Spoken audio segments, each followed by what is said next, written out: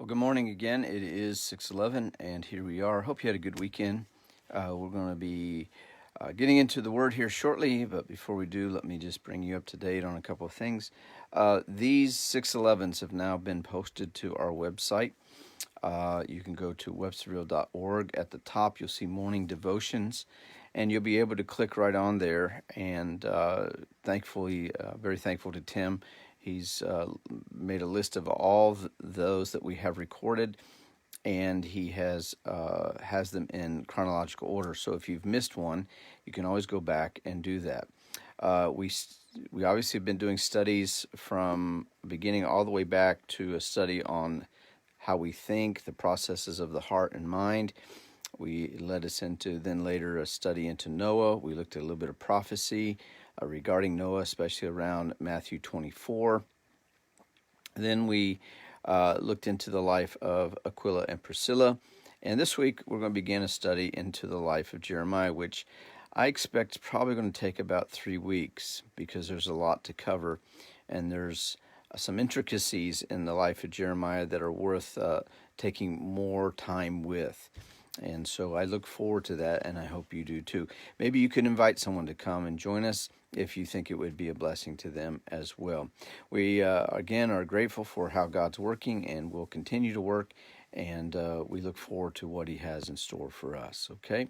Let me just, again, go back to a couple of tools that we've talked about in the past that if you do not have, I would encourage you to at least consider it. And these are a couple of books that I have already showed you before, but they are worthy of thought. One of these is a book that we call Talk Through the Bible. You can get a source like this. I like this one.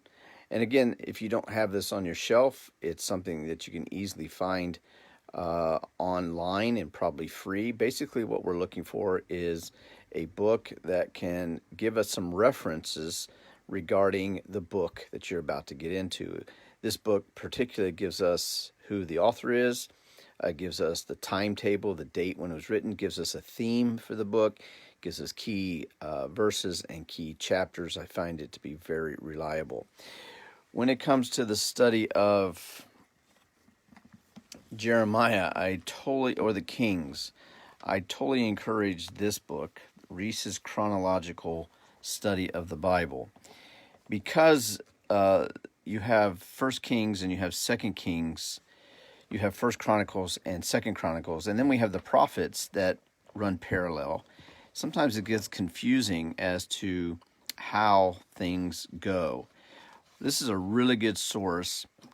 It's not inspired, but a man took some real diligence to take the scriptures and try to lay them out in a chronological fashion so that you could kind of get a history step by step through the process. So like, for instance, we're going to be looking at Jeremiah. Well, Jeremiah, he shows up chronologically in Second Chronicles, in the end chapters of Second Chronicles. He also has written the book of Lamentation. So when you're reading some of this, it's good to know who was the king at the time and how do these all kind of tie together. And Jeremiah was the prophet for several kings, going all the way back to Josiah, the righteous, maybe possibly one of the most righteous kings in the Bible. And that's where his ministry starts, and then it ends with the captivity of Israel with the Babylonian invasion. And so what a history. And the thing that's also a little complicated about the book of Jeremiah, it's not written necessarily in chronology. It is written in segments. So the first part is introductory, then around chapter 7 to about chapter 28, it deals with one segment of his ministry. From chapter 31 on, it deals with another segment, and so there's a lot of. It's not necessarily written out in a real chronological manner, and so we want to do the best we can to give Jeremiah the most out of this as possible. Let me just give a disclaimer. We are not going to do a verse by verse, chapter by chapter through the book of Jeremiah. it would just take years to do that with the timetable that we're talking about. We are just going to take a bird's eye view of the person Jeremiah and the time that he was in and how God providentially prepared him for what he was about to face down the road. So I basically have entitled this Jeremiah, Courageous and Persistent Prophet, but not from the beginning. Jeremiah, a courageous and persistent prophet, but it wasn't always that way. And so let's begin a little bit with some intro regarding Jeremiah. So I have some notes to kind of start us off with. We're going to be looking at the intro to Jeremiah's life. We're going to look at some great verses from the Bible found in Jeremiah. And we are going to take a real strong look at the book of Lamentations because this is at the pinnacle of his ministry, and yet it is probably most notably the worst part of his life. Let's just talk a little bit about his background. His ministry basically takes place from about 627 BC to 580 BC. Fundamentally, it's an autobiography. It's Jeremiah writing it about the things that took place. It's very intense, and it speaks mostly of his personal sorrow through a lot of his ministry. He is brokenhearted many times, and yet there's a sweet intimacy with his God. So what he has to address during his ministry, especially after Josiah, is these dark days, and they get worse and worse from Josiah all the way to King Zedekiah. There's apostasy that he has to address. There's idolatry that he has to address. There's going to be perverted worship that he has to address. There's going to be moral decay he has to address. And if you haven't already started to pick it up, it's not much different than what we're seeing today. Okay? And so by looking at Jeremiah, it will help us to understand what we're going to have to rely on in these days as well. And maybe God will give us a voice just like Jeremiah. And if he does, his grace is sufficient, because when we see what Jeremiah has to go through, it's not an easy task at all. All right? But here's the other thing about using the Reese's Chronological Bible. What we look at is there are contemporary prophets that live at the same time he does. For instance, you may not know this, but some of those prophets from the Bible include Zephaniah, Habakkuk, Daniel, and Ezekiel. Each of these men had their own ministry to a different segment, but they overlapped. So it's very possible Jeremiah did run into some of these prophets, or some of these prophets ran into Jeremiah or were aware of them. And so that's also an interesting thought to me. These are the kings that lay out during the time of Jeremiah. We already talked about Josiah, very good king. He dies prematurely in a battle with Egypt. This must have been just devastating to Jeremiah. In fact, it does reveal in some of his writing. The next king to come in place is Jehoahaz, and he is eventually, but he's only 3 months in the works, and eventually he's taken to Egypt. Jehoiakim follows him. He's basically an Egyptian vassal. He's working for Egypt, but he's very evil. And this is where the Babylonian siege begins. He rebels against Babylon, and then King Nebuchadnezzar replaces him with Jehoiachin. But Jehoiachin is only 8 years old. No way he's going to lead. So he doesn't even last out the year. And then his relative of Jehoiachin, Zedekiah, is put into place.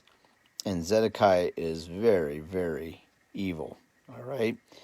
All of these from Jehoahaz basically down are rejecting the message of God through the prophet of Jeremiah. So when we take a look here, it's going to be important that we look at a text that I think will be absolutely essential to what we're talking about out of 2 Chronicles 36. We'll take that tomorrow. But in the meantime, let's look at some key verses from Jeremiah. Some key verses from Jeremiah. Again, using another tool that I like to use is my online and it's coming up. And here we go. Okay. One of the key verses I find in the book of Jeremiah starts here, Jeremiah chapter 7, verse 23. But this thing commanded I them, saying, obey my voice. So God is speaking through Jeremiah, and he says, obey my voice, and I will be your God, and you shall be my people, and walk ye in the ways that I have commanded you, and it will be well unto you. But they hearkened not, nor inclined their ear, but walked in the counsels and the imagination of their evil heart, and went backward and not forward. And again, how ironic that once again we see this theme rise up again from our initial studies, imaginations that come out of an evil heart. And what did it cause the people to do? Went in the wrong direction. They went backward and not forward, okay? Another key verse comes out of chapter number 8. And this is interesting to me in verse number 11. Sorry, the computer is working a little slow today.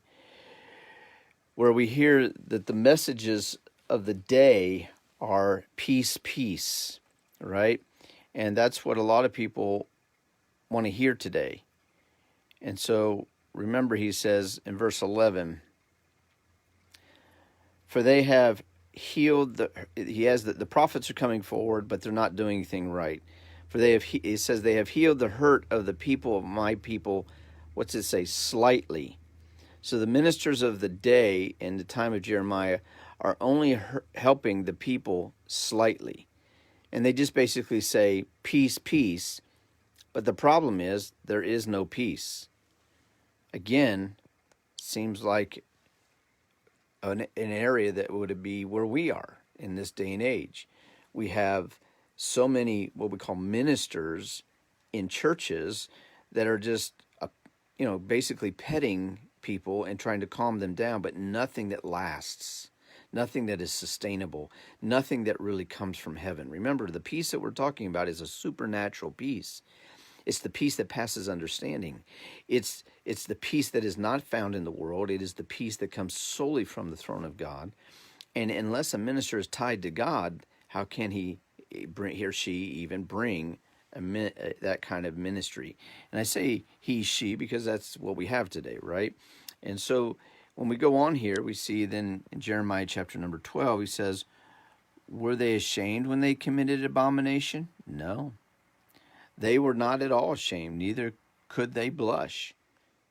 Therefore shall they fall among them that fall. In time of their visitation they shall be cast down, saith the Lord. And this is a direct condemnation to the ministers of the day. This is not a condemnation to the congregation. This is a condemnation to the ministers of the day. Okay. Another verse I like out of Jeremiah is found in chapter number 12. And it spoke to me years ago in volumes about it. And here's where I often, and this is more of like a discipleship thing I'd like for us to think about. Notice where he says here in verse 5, and I believe this is, God, and remember, this is entitled this way. So this is why I've said to you that Jeremiah, he's a courageous, persistent prophet, but he was not always that way. And God is rebuking him here. Early, this is Jeremiah early, chapter 12 is early in comparison to the rest of Jeremiah's ministry. And God's rebuking him, and notice what he says to him.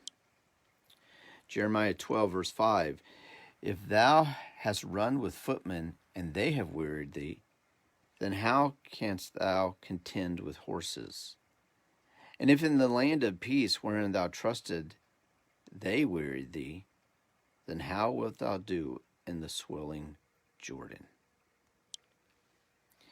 God's always preparing us for something bigger and sometimes harder.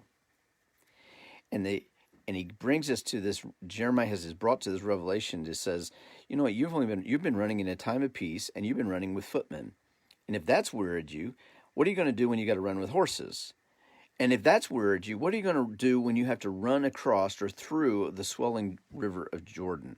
In other words, God's saying you can do all of those things.